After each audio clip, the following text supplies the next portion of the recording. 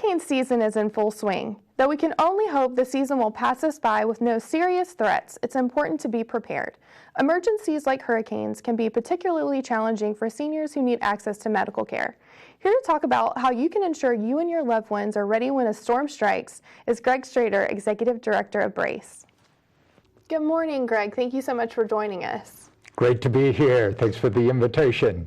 Well, I'm very familiar with who you are and what you do just because, I used to work for United Way, so we kind of shared the same office space. We did. So I'm familiar with what Brace means, but could you kind of explain not only what Brace means as an acronym, but also what Brace does and the purpose of it in the community? Sure. Brace is the Be Ready Alliance coordinating for emergencies. Our purpose is to engage the community in disaster preparedness, response, and recovery.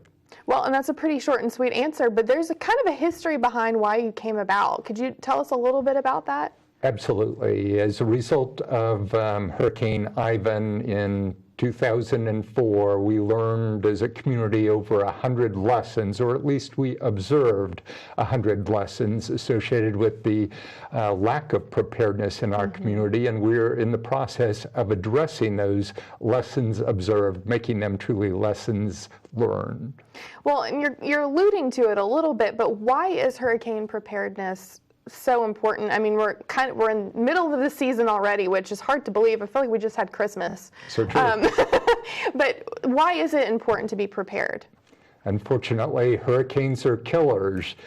Between storm surge, flood, tornadoes spawned by hurricanes, they kill. And we want our community to be ready. Just by contrast, Hurricane Ivan destroyed 6,000 homes in our community, 12,000 homes with major damage, 105,000 residences impacted, 79,000 families registered for FEMA assistance, and 4,300 businesses closed for the last time as a result of Hurricane Ivan. So it's important to be prepared all the time.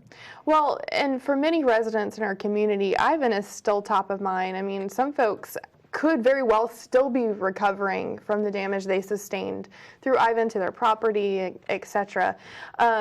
So I have read somewhere, and some information actually that you provided for me, that it's important to be prepared for at least 3 days to survive and put a kit together. What's involved in that kit in the 3-day kind of rule for preparedness? Sure. The emergency management approach is the first 72 is on you, meaning it's up to the local citizen, because it will take that long to mobilize resources to respond to emergencies. Items like 1 gallon of water per person per day needs to be in the disaster supply kit. Food, non-perishable food, a manual can opener. Some folks tend to forget that they can't that open. Those even exist. Yes. Exactly right.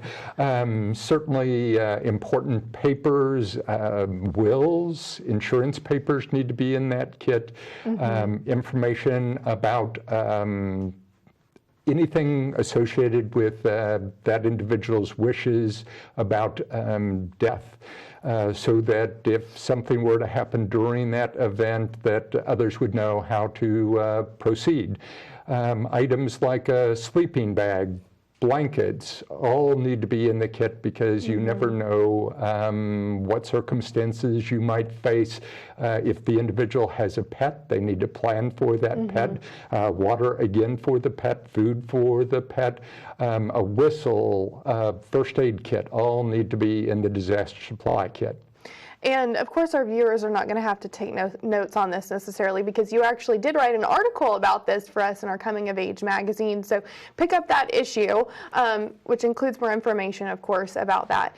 But what we also know is that seniors can be particularly vulnerable to emergency situations because of their medications or in attention to medical care, etc.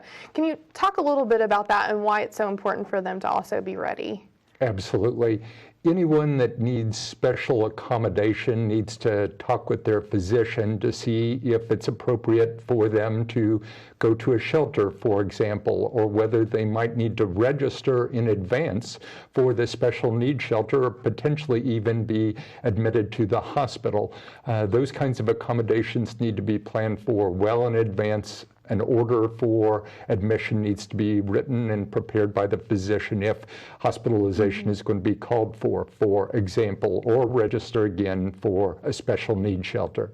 Well, and we know too, there is some window of time where you kind of know what's coming. And I mean, I know the directional maps change all the time, especially with hurricanes, but you do have a period of time. So how can folks stay informed when there's a potential threat?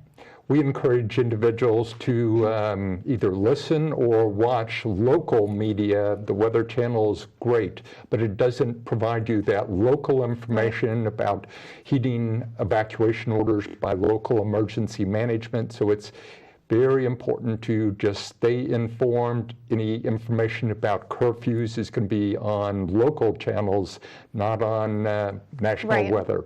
Right.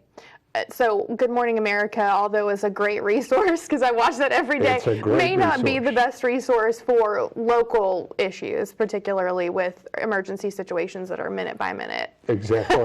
And I find typically that local news will do cut-ins even on the national broadcast, but listening to a local radio station, and I need to add that to the list, weather radio, AM, FM, battery backups are always a good idea to have in your kit.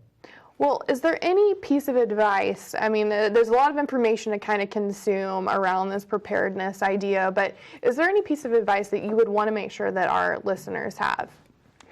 Certainly inform yourself. Both Escambia County and Santa Rosa County have access or provide access to local incident-specific alerts. You can register for those alerts on the BeReadyEscambia.com website or by going to the Santa Rosa Emergency Management website, so you can stay up to date with issues, emergency events that may threaten our community. So taking advantage of those text alerts, the emails that come from those sites can be an incredibly valuable resource.